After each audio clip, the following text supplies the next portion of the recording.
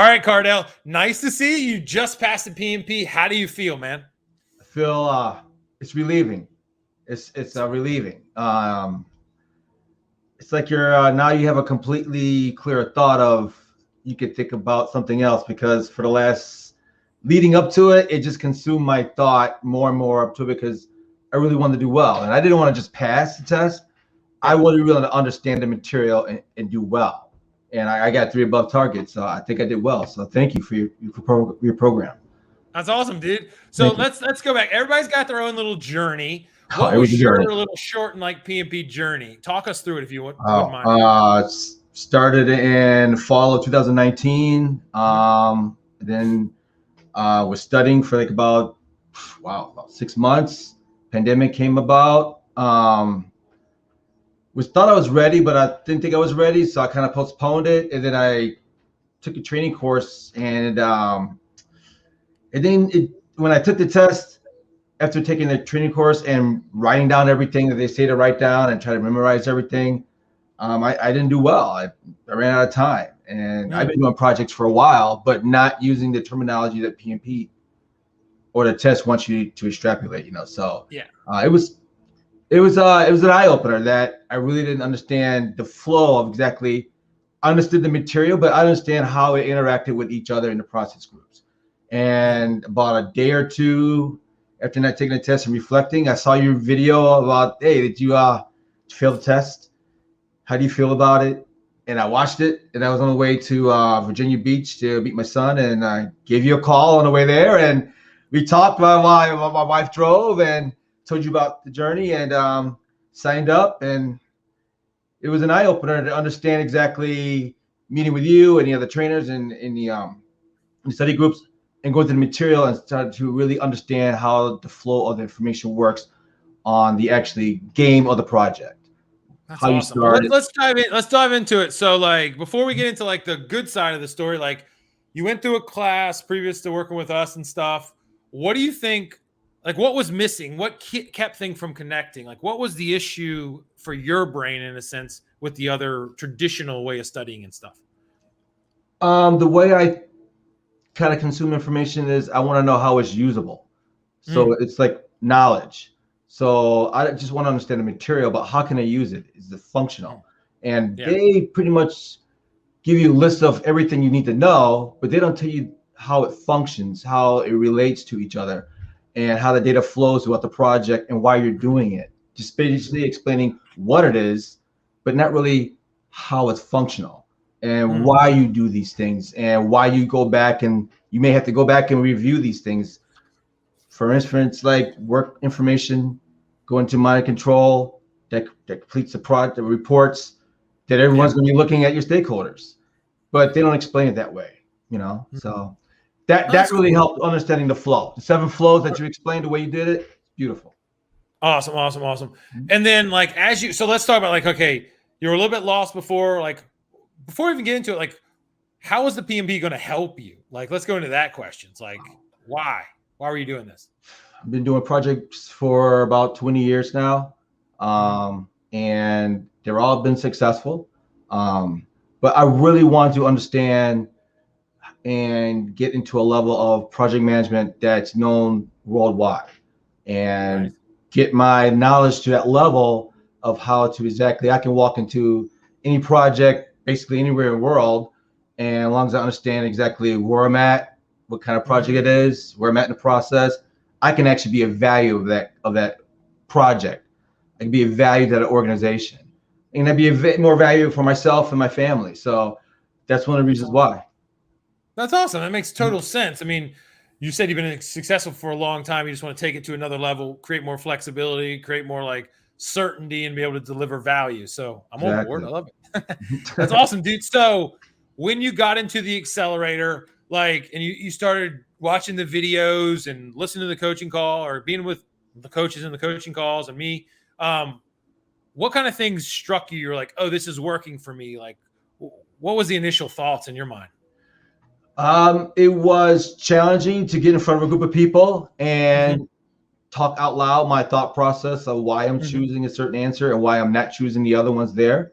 Because that you're not just selecting the right answer, you're actually explaining what you know, and that's knowledge, and really understanding why you're not choosing that instead of just selecting the right answer because maybe you've seen that question because you've taken 1,000 tests and you remember it because of that, but no, you challenge us to understand. Your coaches, David, he challenged us to understand, why am I choosing that? And then challenge you on, are you sure that's the right answer? Can you defend that? Because in the real world, you got to defend your answers. You got to walk into a room. You got to walk into a boardroom. You got to explain to stakeholders, this is the reason why we're doing this. You got to say it confidently.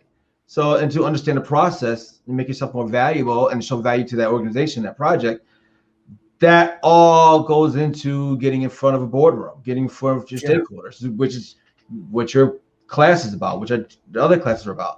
And really understanding it, and it's a camaraderie between the students and yourself, and we all want to get together. It's a good energy flow. I mean, it's really good energy flow. I like it.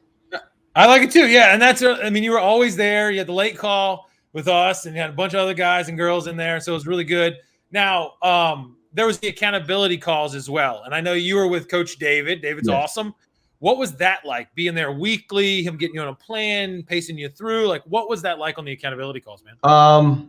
It actually tends to where it made you accountable to actually progress to the next level that he's holding you to that standard for, that and you guys agree to do this, and you got to be accountable for it.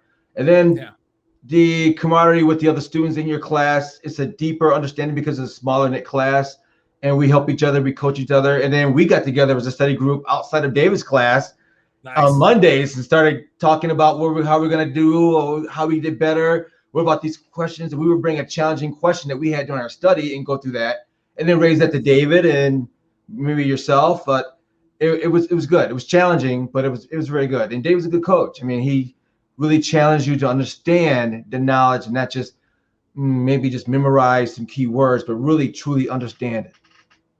Again, that's knowledge. I mean, So let me do a follow up. Like, a lot of people out there, they're out hearing you say knowledge and like learning and don't memorize. Like, do you think that PMP students should memorize anything or should make that the focus of their study? No. I think the most value that I received was understanding the flow of the processes. And yes, you understand the structure, understand the knowledge groups and the processes. You got to understand that, but that's going to be your playground, as I say, for a project manager. So you should want to understand that. And as you understand the processes, you start to understand exactly what those names are, those processes are throughout your process anyway. So the more you understand the flow, the more you understand what those names are, and it just becomes part of your language. So I don't think it's necessary at all. Neither do I, dude. I think that's awesome. So let's talk about, like, going through this. A lot of things that you're talking about, you said, I'm going to have to use the same kind of methodology you've been doing it historically. Like, you got to defend your ideas, sell your ideas, back your stuff up in boardrooms and project management offices, whatever. Right. Do you feel like you're a better project manager after having gone through the accelerator and all the support and things? Most definitely. Because now I can speak on a more structured, more organized way of that's acceptable to all project managers throughout the world. I mean, PMI has been around for a while, so I think it's very valuable in that way. That's awesome, man. And what, like, you've been up and down, you've seen, like, you've been struggling, you've been successful. Are there big picture kind of mistakes that students could make and that you'd want them to avoid making? Wow. Control your emotions and be ready for an emotional test. Your video on emotional resilience was dead on. I mean, I took the test Saturday morning, starting at 7. I woke up at 4, ready to go. Don't look at any material before the test, the night before. David, like, don't take any tests. I wanted to take some tests, but no, just relax your mind, be ready, because you already know it. And taking the test is just going to tire you out. And it's a journey. I mean, I signed in early and I started the test earlier than I was supposed to, and I just started right into it. And it's an emotional thing. You get 3 sections of 60 questions. You get 230 minutes to do those questions. And I went through, I'm really doing good. I remember David saying, don't get cocky, don't get overconfident. Deep breath, relax. Every 25 questions, I took a deep breath, just like you said. relax, and then just get into a flow. Yeah. And then it just worked out. So it worked out very well. It worked out very That's well. awesome. How But you did you? go through an emotional roller coaster through that process of while you get to a string of questions that are really hard and challenging. Did I answer it correctly? And then you start maybe second guessing yourself. But no, you clear your mind at 25 questions. Just go forward. Just keep forward. That's what I did. Yeah. So I mean, you guys, like with David and the emotion resilience videos and those kind of activities, you were preparing yourself before then. Yes. I imagine you didn't just like, okay, I'm there, and oh my God, I gotta somehow pull myself through. It's like, no. Do you think it's important that a student prepares themselves both like the learning side of it and then the emotional side? How important do you think that is to prepare before you get into the exam? Oh, it's extremely important. I would say about maybe 2 weeks out, I was kind of like done with absorbing more new material, but then I started taking 60 question exams. Yeah. And I wasn't doing very well in the first. I was like maybe the 60s, and progressively got up to the 70s, and then progressively got to the 80s. And then I was starting to really understand and started going to the flow. But that took time to build up my resilience and my test taking ability to stay the course for an hour and try to get each question answered within a minute to give myself more time at the end of the test. So it built up to that. And I think it was like test taking resilience or building up a stamina to go for 3 hours, go for 3.5 hours of answering consistently the right answers that you know, but not tiring yourself out throughout the process. Oh yeah, that's giant, man. And then like, there's probably some people out there that are struggling, and you've hit on a lot of these points to begin with, but the people out there that are struggling and they just can't, keep beating their head against the wall. They've been to boot camps, they did whatever. Maybe they read the PMBOK a billion times. Like, what kind of advice would you give to those struggling students? What should they do? For one, give you a call and have a conversation. Sign up for your course. Start to really understand and get into a program that really stresses understanding the material thoroughly and not just one to pass the test, making you a better project manager. To be a better project manager, you got to understand the material and how it flows. You got to understand every aspect of the game and how it's played. And your program teaches that. Your program stresses that. So, thank you very much. Appreciate it. That's awesome, dude. All right. So what you got through, now you don't have to study, during the week and in the evenings. It'll be sad that you won't be in there. It's okay. What's next for you? What's the next step for you, man? Oh, wow. I am actually thinking about maybe David inspired me maybe to go for the Scrum Master test, see what that's about. I'm more of a predictive, came up with mainframe of the PC. So, it's more like ITIL back in the day, but now it's PMP and thinking predictive throughout my projects. But I'm starting to understand the value in Agile because there were some projects really I was kind of like doing